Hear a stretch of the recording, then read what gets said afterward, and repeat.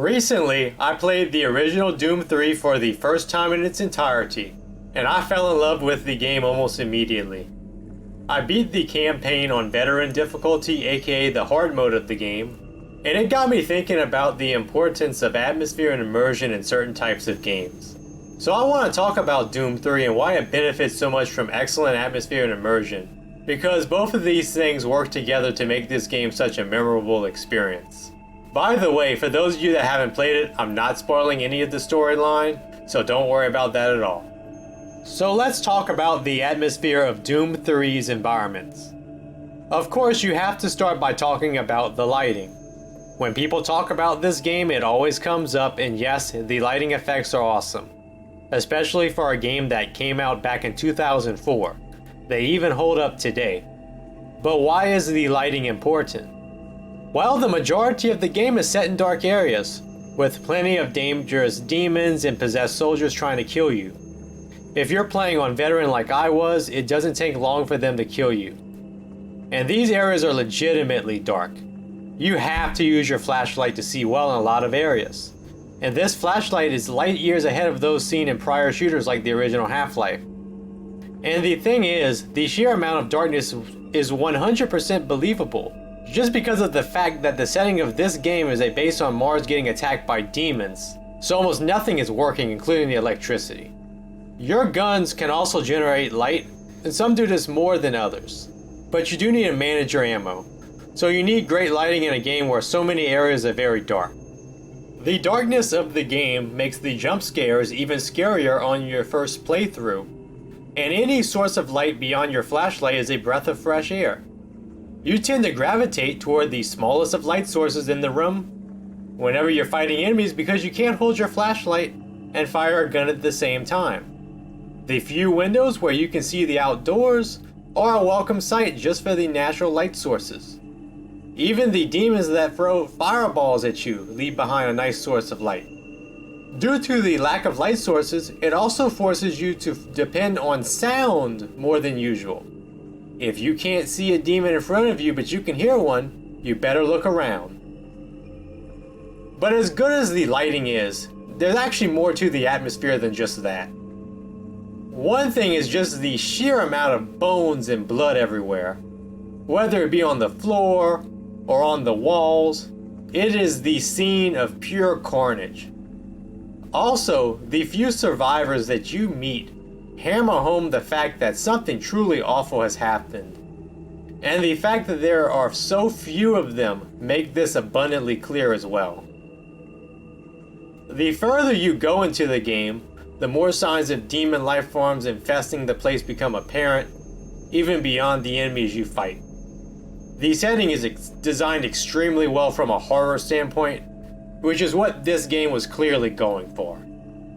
Doom 3's atmosphere is top-notch, but it also paves the way for real immersion to take place.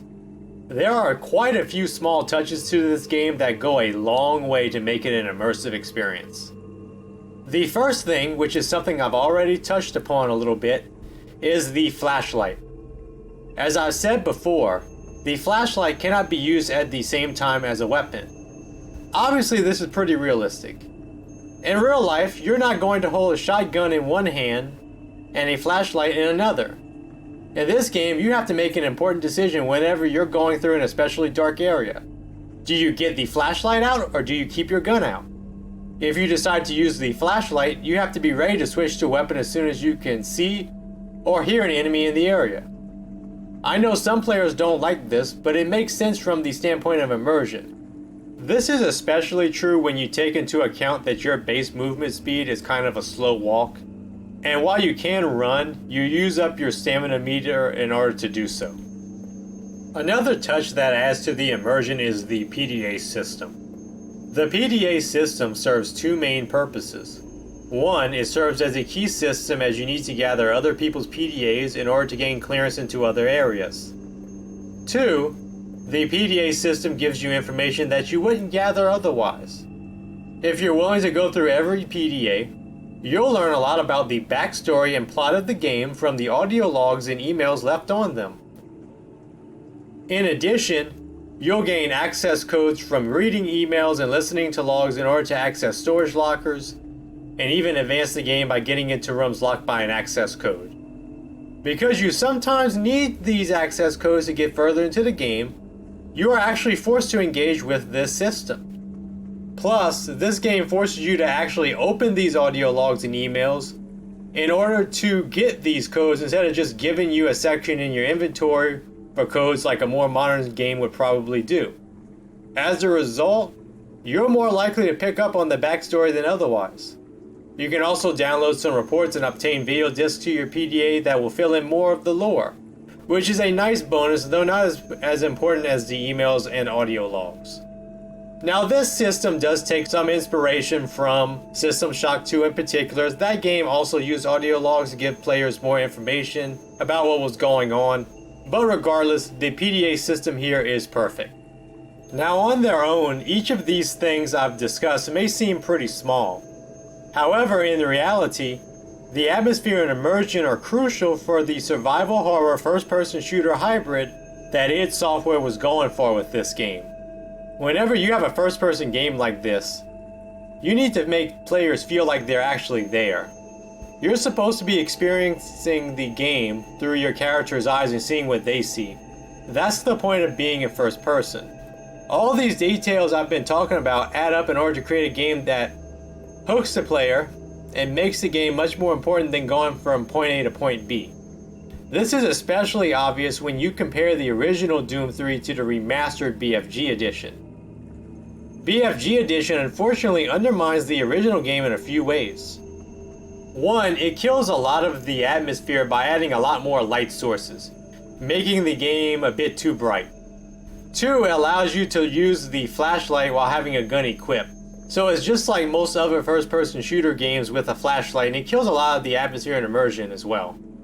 There are some things like adding more armor, health pickups, and ammo, which really wasn't necessary because this game didn't have a problem with this to begin with. I felt like the pickups were pretty well done in terms of how many were already there. This didn't really need to be fixed.